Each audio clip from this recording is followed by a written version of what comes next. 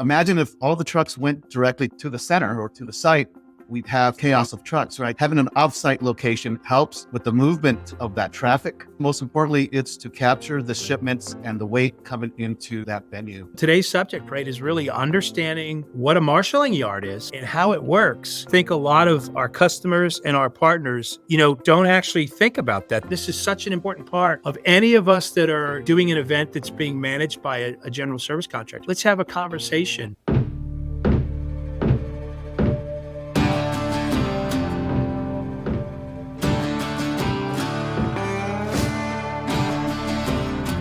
Strong companies, lasting partnerships, powerful events. Welcome to the Experience Builders Podcast.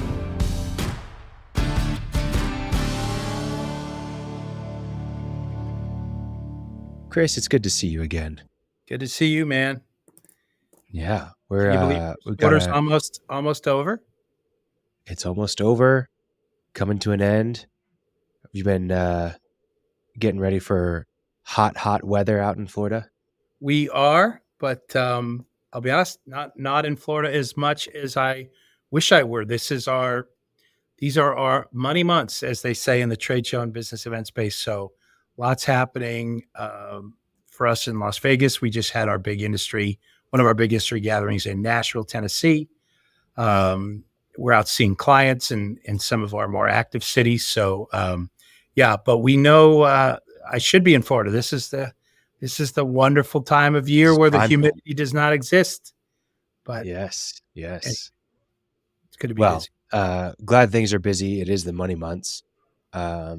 Speaking of money, we're going to be talking about an area where we can reduce costs by just doing things right. So we've got Martin Laurel with us. Welcome to the show, Martin. Hello, gentlemen. Glad to be on here. Yeah. Chris, why don't you share a little bit about Martin? No, I am.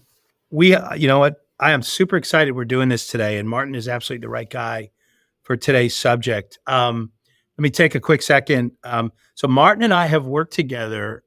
He is, full disclosure, he's my business partner in our company, Crew XP. But we started working together. Martin, can you believe it was almost 30 years ago? I was thinking about that. Yeah. 29 years. 29 years. And you got a few more grades than I do, buddy.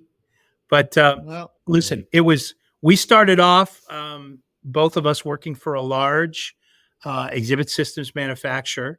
And that's where we met in the mid-90s out in LA. And Martin was a full-time tech in the service department while he was going to school at night, Khalil, as a surgical technician. So this guy was trending, doctor, physician's assistant, and we had him, working on the pull and prep and the shipping and receiving and inventory area. And just like every good trade show, man, he got bitten by the bug. And somehow, after school, we convinced him to stay in the trade show side. So he went while we were at that company together. I ended up getting transferred out. He stayed, ended up, expanding his resume with time in sales, operations.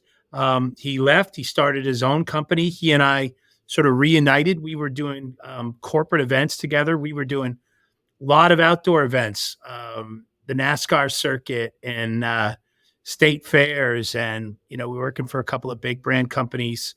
And he had brought me in. It was great to work together. And ultimately, he got the call to join one of the largest general contractors in the country. And he had a long and tenured career there as ops manager, senior operations, ultimately a director of operations. Mostly Martin was based on the West Coast. And I came knocking one day when we knew we needed to move into the Las Vegas market based on the asks that our customers and partners had. So Martin was, I think, living in Las Vegas or still had a footprint in Las Vegas. And I said, hey, man, how'd you like to take a pay cut and come and saddle up with me?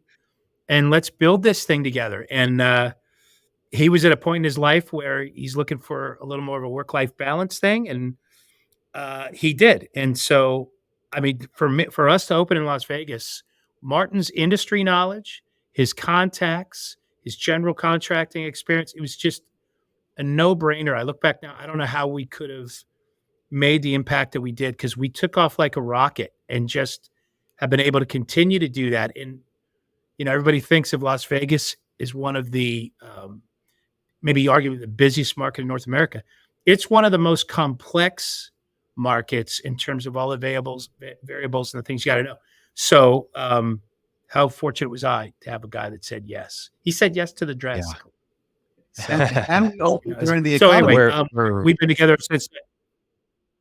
Right. That's right. So when this subject came up, to today's subject, right, is really understanding what a marshaling yard is and how it works.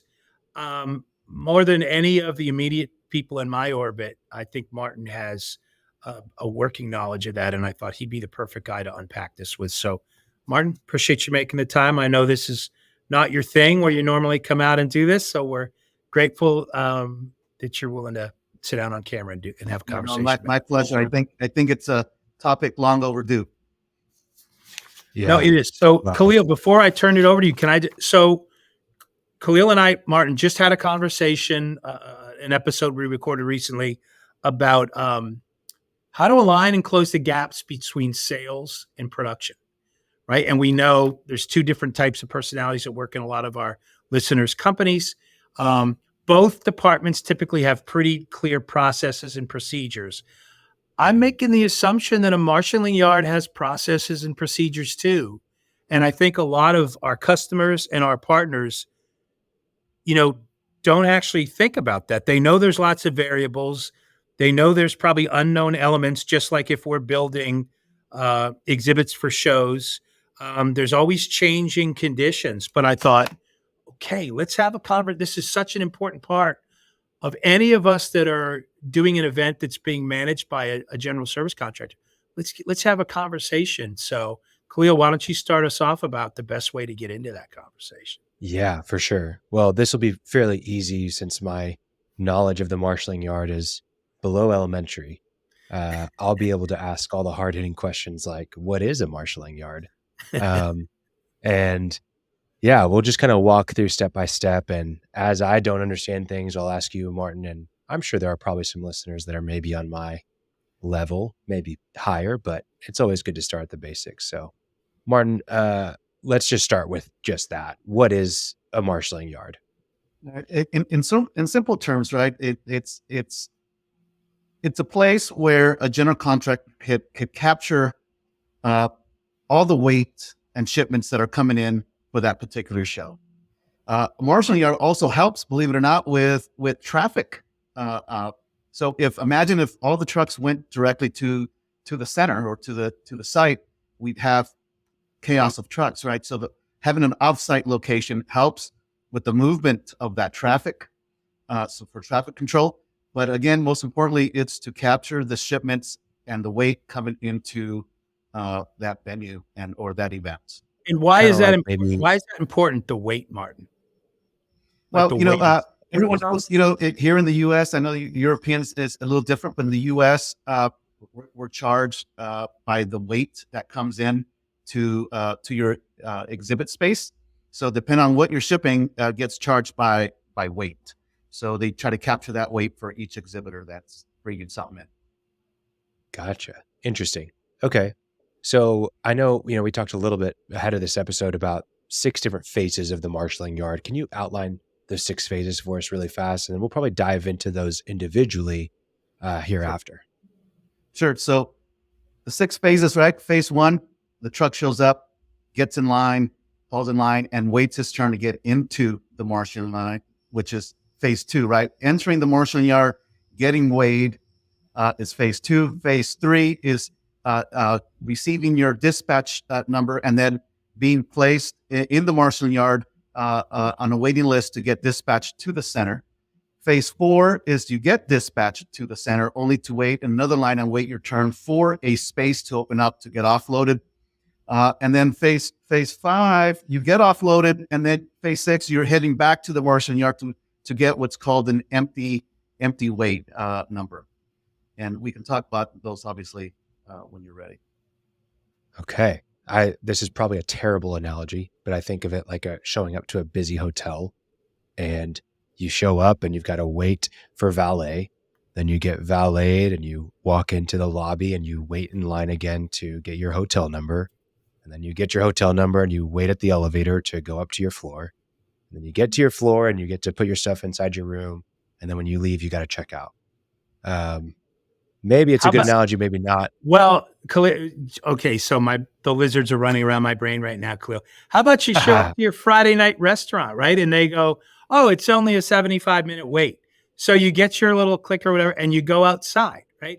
And ultimately you wait and you're sitting or you're talking with whoever and your guests. And then once you finally get called, you go up to the desk. They go, okay, it'll be just a minute. And then you step over to the lounge cushions, and now you're down to the final minutes, and ultimately you're gonna then be shown your place at the dock, right? Thank God they don't weigh us at the restaurants. Can you just imagine the turnoff that would be? But but you're right. There's a line that you wait in, then there's a queue after you move forward, and I think I'm in Orlando, guys, right? So all the Disney and the theme parks, you queue everywhere you go. Everywhere you go. So it's very similar to that, Khalil. So you're right about it. Okay. So really quick, Mark, I want to understand how short or long could this entire process take? Like, what's the fastest? Wow, that's great. Yeah. So that's a loaded question, right? It's a lot of things that we need to consider when answering that. One, the size of the event or the show, right? So if you have, for example, you have CES, the Consumer Electronics Show, or you're talking about, a small urology show, right? So you're talking thousands of exhibitors versus a couple hundred of exhibitors. So that's going to determine how much movement there is through that yard. But the other factor is how many exhibitors send their stuff in advance to what's called an advanced warehouse, so they don't have to go through this marshaling yard process. Could also limit the waiting time on how many shippers show up direct. Martin, can I ask you a question? So you mentioned CES. It was either 3,400 or 3,700 exhibitors, I think I heard on last year's show. So here's a question. Does that mean there's 3,400 or 3,700 trucks? Or could there be more trucks, or is it fewer trucks? Because I know some trucks come in with multiple shipments, but some exhibitors have multiple shipments, right? Right. And again, using the direct option or using the advanced warehouse option could determine the scale of how busy that marshaling yard could be. Okay. Gotcha. So there's options. So let's start with kind of that first step of the process that you mentioned, just showing up and falling in line. What's going on here? How long does this take? How many people are showing up at once? What's important for exhibitors to know about this process? Right. So that's what I call, that stage. The first stage is what I call the free for all stage, right? It's first come, first serve. It's the driver that is ambitious and wants to get in front of that line and arrives a day or two before and just parks himself and waits. And then there's those that trickle in towards the end and are in the back of the line, right? So that phase, I think it's important on how long you're going to wait. If your driver understands and has been there before, he's gonna get a head start on that. If it's a new driver that has not recently, been delivering to events or trade shows, he's probably gonna be the guy that shows up towards the end, and we're waiting all day. But I don't want to get too much off course, but there's some things, Khalil, that also trigger how these trucks move in and out of that marshaling yard. A lot of these shows are targeted, right, by booth space or zones. If you're a carrier that's in front of the line, but your target's it's not till tomorrow, they might not take you in that day, but the guy in the back that's targeted for today might get that pass to move forward. And the way that's determined, there is a traffic person that drives all along that edge of every truck driver to check what they have and check what their targets are and who they're delivering for. And then it's determined how they move those trucks around. So those are the golf cart guys, Martin, that are moving up and down those long lines of Correct. vehicles waiting. And by the way, we're in phase one, right? Show up and you're waiting to check in. And so But if you're not a they regular have to- driver, you're really not you're in line to get in line, but you're not officially recognized as being in line by the general contractor yet, right? Until you get into the yard and get that Correct. cert or their dispatch. And this traffic person will, as he checks in, as people are starting to show up, truckers are showing up, lining up, he's going to everyone, checking what they have. He's checking their target. He's checking the booth number, who the exhibitor is. And that person will make a determination if they move up the line or they stay where they're at. So Martin, if I'm a truck driver and let's say I don't know if I'm jumping ahead here, but let's say I have my dispatch number and I'm waiting to be dispatched. Yeah, so you're in phase two. We're still so in right phase now. two, right? So if the exhibit house, phase one, I'm still waiting. Guys checking to me. You're in the right place. Just sit tight. We'll move you along. If my exhibit house calls and we get the cell phone numbers of our carriers and we say, he goes, yep, I'm in line. He can't really give me any information yet, right? That's meaningful about. Because we're then calling the labor guys and going, oh, hey, the guy's in line. It's probably only going to be another hour. And that's just a wild ass guess. So it's important for companies like ourselves, so what we call EACs, exhibitor appointed contractors, to know what to ask when they get those phone calls, right? It's, hey, I've been checked in since 5 a.m. Simple, quick questions would be, what's your dispatch number? I don't have one. Okay, then you're not even inside yet. And then now you could determine the length of time that it's going to take to get them in, right? That's good. Excellent. So I want to know, what's the longest time you've ever heard of somebody waiting to get a dispatch number? He's still there. He's still there. That might be true. So it depends on the size of the show. It could be, if you're the first guy, you're offloaded in a couple hours. If you're the last guy, it could be 10, 12 hours, depending on the size and complexity of the show there, right? And also, it also determined by how many portable ramps are available at this venue. As you know, I don't know if you know this, but in Vegas, a lot of the venues do not have ramps available to offload trucks. So they use these portable ramps, and they do them 3, 4, 5 at a time. And that takes a bit. So yeah, and there's some venues like the Sands Convention Center, for example, that they could only maybe offload 3, 4 trucks at a time in the back, unless they have access to offload inside the building. So there's a lot to think about as EACs and exhibitors when shipping something direct and expecting it to start at 8 a.m. Right? Martin, do you know if a truck? I was going to say, if a truck shows up on a Tuesday, 11 a.m. or 3 p.m., is he guaranteed, however long he has to wait, is he guaranteed they'll get him unloaded that day, or not necessarily? So it's going to determine if he's part of that first target. If he's part of that first target and is checked in on time, then I would believe they will offload him. If he is not part of that target, but he is checked in, they'll move him till the next day when his target is due. If all the targets are moved in on time, and let's say it's 2 p.m. in the afternoon and they have no one in line for that target date, they will start taking targets for the next day. Interesting. Okay. So in reality, this is probably one of the biggest areas that you can save on costs. If you can just get the showing up part done at the right time when you're supposed to, you could essentially save yourself a full day's worth of labor for that truck driver, just literally sitting, not even driving. Right? Correct. And the advanced warehouse, I know it's not part of this subject, but that's what a lot of companies try to shoot for, right? Is to make it to these advanced, so they don't have to be waiting on a truck when it comes down to doing the installation at the venue. Okay. Yes. Gotcha. So we've waited in line. We've finally gotten to the point where we're ready to be weighed in. What are some of the things? I get my dispatch number, but what else is going on whenever I'm weighing in? So they move. So phase two, you're finally making it into the yard.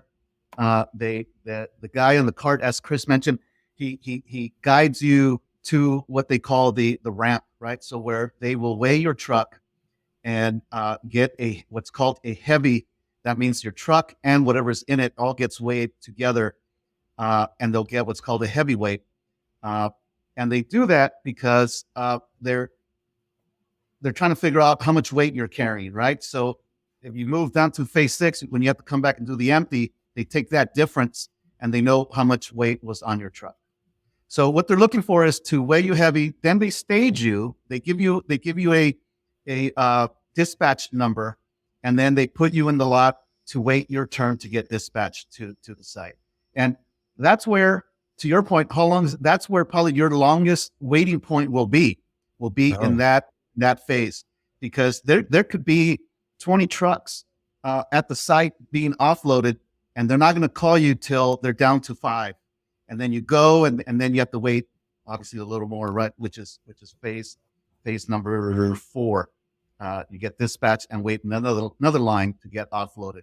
Martin, can I ask you, if you're in line to get your heavyweight, what happens if you have 3 different exhibitors on that one tractor trailer? How do they determine weight of each exhibit for each exhibit? So each driver will have manifest of who they're carrying, how many pieces for each.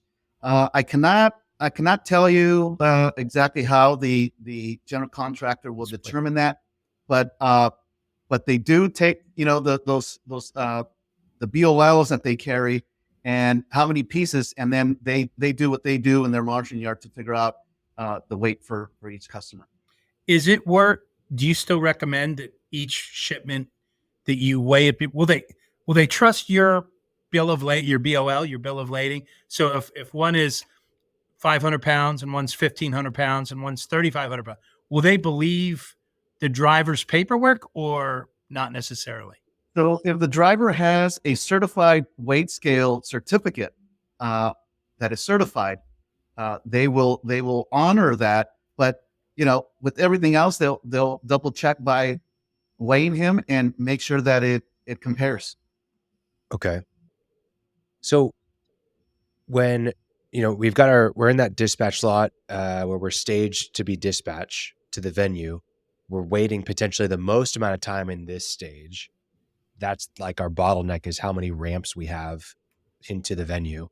What happens once we are finally dispatched to the venue? We're still waiting a little bit because there's still people finishing up their offloading. Is that right? Yep. So you get dispatched. They give you a map, because it's usually the marshaling yards are, 3 to 4 miles, if not a little bit longer away. So they give you a map. You show up to this. It might take you 20 minutes, 30 minutes to get there. So you have that time that is still happening, and then you get there, and depending on how fast they're moving along, you might be 10 in line, 5 in line, and so you're waiting again, right, for some time, but not as long as what you were waiting back in the marshaling yard waiting to get dispatched. But that could be an hour. It could be 4 hours, but it won't be 10. It won't be 5. I think they move along quite well once they're in that stage. Martin, I know in your previous life you were not the guy necessarily running the marshaling yard in the marshaling yard, but do you have a sense of what percentage of drivers have ever been through this process before? Because I think most delivery drivers think I'm going from point A to point B, and I'm just dropping off when I get there. Do we have a sense of how many drivers this is the first time they're going through this convoluted process? I would say it's 50-50. 50% is probably the big carriers that understand that that's all they do, right? Is the ABFs and the those type of carriers that are constantly at these venues. And then there's the shipping companies that contract out or subcontract out the shipment. And this guy has never been to one of these before, right? And so I would say it's 50-50. So you bring up a good point. I just want to make a note, Khalil, to ask about this. There's a completely different, some significant differences on the move out when they come back to pick things up. So Martin talked about a lot of national carriers may outsource to a local pickup and delivery service. But remember, a guy like an EAC, an exhibitor appointed contractor like us, or a labor company says, oh, I'm going with, Acme Freight is the national company, but they've used, Joe Bob's Local Trucking. And if Joe Bob's checks in under Joe Bob's and not Acme, well, this is a whole nother adventure, right? Because when your client hears your driver never checked in, and of course he's swearing he did, but he didn't check in the right name. And as a result, the freight gets what we call forced. And the general contractor says, we have no record of Acme Freight checking in. We're going to go ahead and send it with the show carrier that we have at the ready for people that need to make last minute decisions or things like that. And so this is where trouble. So this is definitely on the move out of the events that you get this, but you get the same thing on the in, right? So if you designated, a company to deliver, but the actual guy that's checking in is checking in on a different name, the EAC needs to know that, right? Because when he's looking for where his driver is he looking for company A or company B? So it's important that our clients tell us, or give us information for that carrier, because believe it or not, Khalil, as EACs, we do a lot of hunting for freight. And to Chris's point, you're looking under one name when they checked in under a totally different name, right? And that can take some time to figure out. Yeah. I've got my private investigator's license from the trade show floor, which, you end up with, right? We have our search and rescue badges. We have our, it really, and I think, and by the way, how many times, Martin, have you gotten calls from your client or the partner going, my driver has been in line since 6:00 this morning and don't know that he checked in the wrong name, still waiting in line because he was the last guy to show. So he hasn't even made it through the gate yet. Yeah. You get a dispatch. So that's when the fun begins, right? Is when we get that call. So it starts two ways, Khalil. So it's either we show up to the booth to install it and there's no freight there, and we have to call our customer and say, hey, your freight is not here. And then they call their carrier and they'll call us back and say, well, yes, he is. He's been checked in since 6 a.m. So I don't understand why they're not uploaded. But you know what? That starts the Easter egg hunt. So as an EAC, we have to know where to go. We start by going to the freight desk, checking with that booth number, see if anyone's checked in for that booth number. They will be able to tell you yes or no. If the answer is no, that means that they haven't got their dispatch number yet, right? So we can call back and say, your guy might be here, but if you give us his number, we can check, see where he is in line, but he's not checked in. Or he might have his dispatch number, and we can go to the freight desk and see how long before that number is dispatched to the center. And they can give you a range of, we got 20 loads to do before we get to your guy. And as EAC, that's important information, right? We're saying, man, that's going to be half a day. I gotta move my guys to another job so I don't keep wasting hours. But and then we have to report back to the customer, let them know the situation. But yeah, so there's a series of things that as an EAC, as the exhibitor appointed contractor, we have to start, going to these freight desks and figuring out how long before that is in. Martin, can I ask I'm just thinking about Khalil, we did an episode with Julie Kagi recently, right? And we were talking about, she talked about empathy and the need for the people that work in the industry to not just give the canned answer, but to be empathetic when you come across that frustrated exhibitor and, you're helping to solve a problem and what they need more than anything is information. And by the way, I personally witnessed Martin has one of the best bedside manners when customers' temperatures are going high. He knows the right questions to ask and look. And when they see an individual like that on their team, it really makes a difference. My question is this, Martin, do you find, generally speaking, and I know they say right now, 53% of all the people working in our industry are new to the industry in the last 3 years. This seems like a really specialized set of knowledge and skills to understand the marshaling yard. Has it been your experience that these are generally hardworking people that want to solve problems, but they feel either they're set up to fail because they don't have all the information, or what's been your experience with the individuals that you interact with over there as you're trying to solve problems? So I'll tell you that the good news is that usually a general contractor in a specific,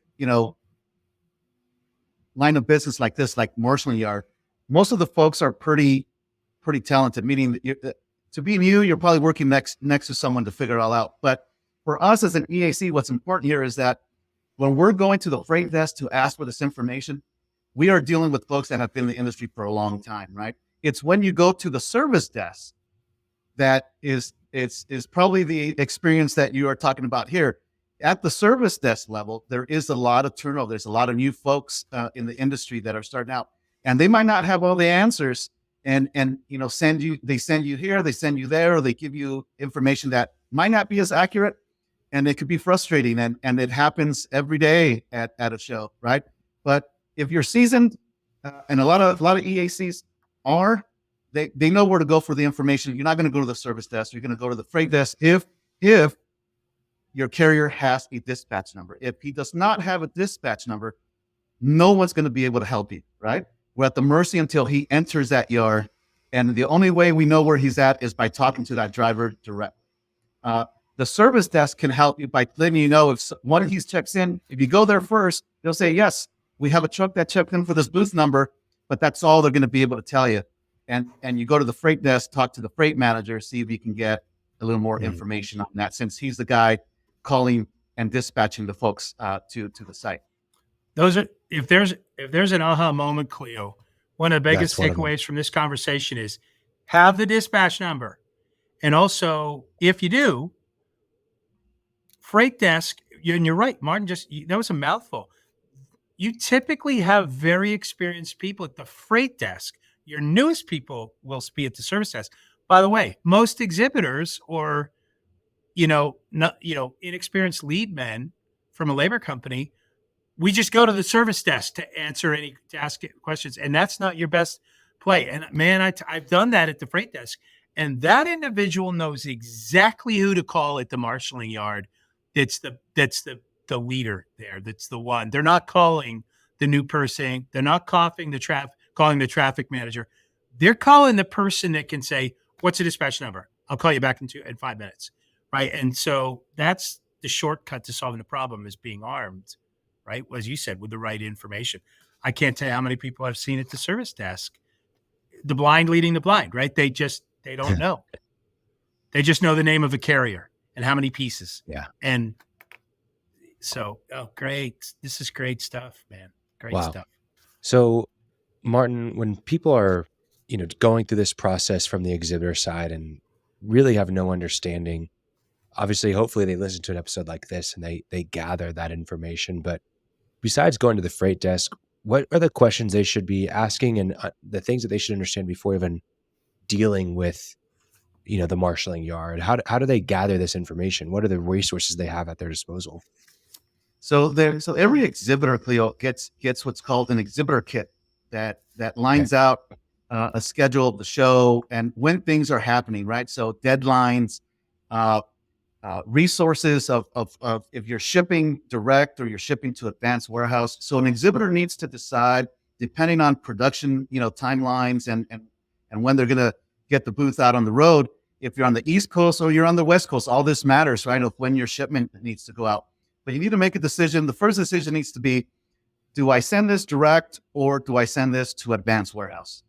If it goes to advanced warehouse, you save yourself the headache of your carrier having to go through these 6 steps, right? If you decide if I don't have enough time and it needs to go direct, then you need to ask yourself, okay, what is my true target for my booth? Because I don't want to get through the first day, get offloaded and get charged off target, or have my carrier there too early and then he's holding on to my freight for a couple of extra days and maybe charging me for holding on to it for this long. There's also the carrier that you choose. It needs to be experienced in delivering to events or conventions because of this process. A lot of them, want to book, I'm going to go drive this to Anaheim Convention Center. And then, you know what? Then I'm going to pick this other new shipment at 10 a.m. and then start heading back. And next thing you know, they're stuck at this marshaling yard for hours, right? Wondering, how did this happen? So choosing a company that understands conventions and the process is number one. Number two, understanding your target date, so you're not there too early or too late, because that'll cost you money. And then most importantly, once you find the company that does understand, to get there on time, and be very communicative with their customer, so they know where they're at in every phase, so that the customer is not calling us to try to hunt him down, right? That's probably the biggest, if the exhibitors are to do their homework, that's how they do it. Martin, can I ask you, is it your recommendation that whenever possible, you should ship to the advanced warehouse? So it's always my recommendation, but there's some fees to that, right? So going to an advanced warehouse I was just going to say that you very fee. often pay a higher per pound material handling rate. And I think, Well, am I wrong in saying that's because it's handled twice, right? It's unloaded there, has to be reloaded and sent, and it's, I don't think it's a higher rate. I think it's just they charge you a percentage, like a 3% surcharge or whatever on the whole shipment. But it's convenient, right? They have it, it's documented, it's on a truck, it's gonna get in the night before of your target. So when you show up in the morning, 90%, 98% of the time, it's there, right? On occasion, it might not be there if they're falling behind or something happened, they misdelivered, but those are easy finds compared to, I don't know when my truck's going to get in. You and I have had offline conversations about, if the last day of the advanced warehouse is the 15th, and the first day of direct shipments, let's say, is the 22nd of the month, is it wise to, I think we can make the advanced warehouse, to show up on the last day they receive for advanced warehouse, or should you be trying to show up earlier? I'm just wondering, what is the last day of advanced warehouse for the NAB show or the Recon show or HIM show? So the risk, so the risk there is there's cutoff times. So the exhibitor kit, to Khalil's 100, what kind of resources they have, right? You look at your exhibitor kit, and it'll give you cutoff times of advanced warehouses. So let's say the last day is the 16th, but the cutoff is at 2 p.m., right? So if you're not checked in before 2 p.m., you are not getting in, and your shipment's now going to have to go direct. Or they might take you and charge you an additional fee for being late. But that's up to the general contractor, right? But you should always shoot for a day or two before the deadline if you have the time. Sometimes you don't, and the direct is the best option, because it's also the most cost effective when it comes to the general contractor's pricing. But again, if you're getting hit with wait time from your carrier, that the advanced warehouse might be a lot cheaper and a lot less expensive and more convenient.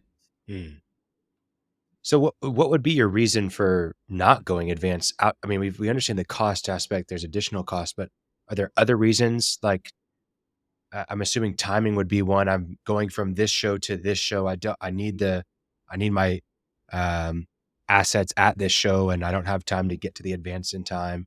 What are some of the other reasons? Yeah, so Khalil, the advanced warehouse, the deadlines are usually a week or 2 weeks before the show, right? The actual move-in. So not going direct gives you that much more time to finish your fabricating a booth, right? So people take advantage of that extra time if they need to, make their booth completion date. If they don't have that time, they're gonna use the extra time and go direct. But if they finish in advance, then advanced warehouse is the best way to go. Keep in mind too, if you have an enormous booth with a lot of freight, exhibitors have the option to work with those general contractors directly to figure out a timeline and figure out how to move that freight in and out. And there might be a charge, but they can work with the general contractor to move that freight in and out differently than the marshaling yard.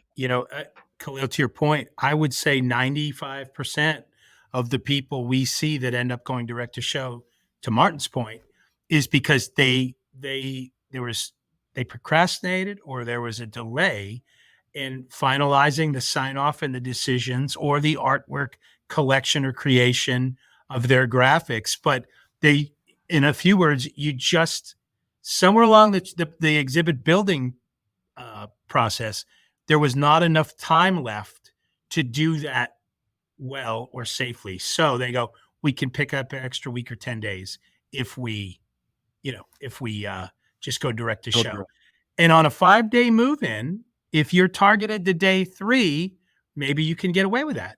But if you know on a 3-day move-in, you need all 3 days, you really are playing a little bit of Russian roulette about cutting your delivery, because there's just no guarantee you're going to have your stuff. Well, I guarantee you won't have your stuff in your booth space at 8:00 on day 1 of move-in if you're shipping direct. So this is all why, for our project managers and sales reps that are listening, these are conversations you want to have with your customers about the strategy as to why you want to be engaging them early and having enough time. The thing they want more than anything, Khalil, is as much of a hassle-free move-in and move-out experience as possible. And they have an influence over it with everything Martin's talking about. I think an understanding of everything we're talking about, and you can pretty much identify listening to what they can do to sort of minimize those pain points. That's critical. It's just critical that you talk to them and get them engaged early, and every time they miss a deadline, because we go through it even with partners that are in the industry, and they're struggling to get the information out of their customers. It's not that they're procrastinating, but I go, you realize what this means. I know you wanted install on straight time. Move it is Friday, Saturday, and Sunday. Now that we're going direct to show, you're delivering on Friday. Do you really want to have a 4-man crew at 8:00 waiting? Because the chances are the stuff's not going to be there, right? So we do a lot of discussions like that with other exhibit houses, and I'm sure labor companies are doing the same thing with their partners. It's trying to create a great experience for the customer, but sometimes the challenge is saving the customer from themselves, right? Yeah, absolutely.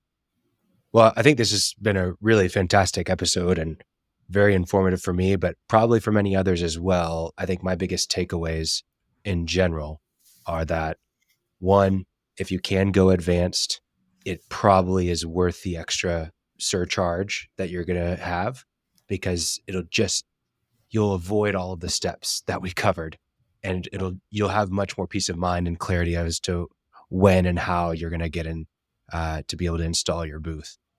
But if you do have to go through the Marshaling line for a number of reasons, it sounds like you really need to understand the process, and you need to have that. You called it a kit, your event kit that you receive. Exhibitor I can kit. see this exhibitor kit. I can see this being one of the things that potentially comes in an email that you may just overlook or glance at and not actually dig deep into. But hopefully you do. Look at your exhibitor's kit, understand your target time, where you're supposed to be. And then the 6 phases that you went through, Martin, are show up and fall in line, weigh in so that you can get your dispatch number, and then go to your staging dispatch lot. From there, you'll actually be dispatched to the venue where you're waiting for a ramp to open up. You'll offload ramp, and at the final stage, you leave and you do your empty weigh-in so they can calculate your weight to be able to charge you for your materials. So lots to be covered here, lots of little things. If you do have a problem, I think the biggest takeaway for me is if I had a problem, I wouldn't call support. I would go to the freight desk. So it's always good to know the right people to talk to. Martin, I think we've got an apprentice quality guy here on screen 3. Let's get this kid signed up. Sometimes it's not about asking the right questions; it's about asking the right people, and it sounds like that's the freight desk. Amen. That is true. Martin, I was going to.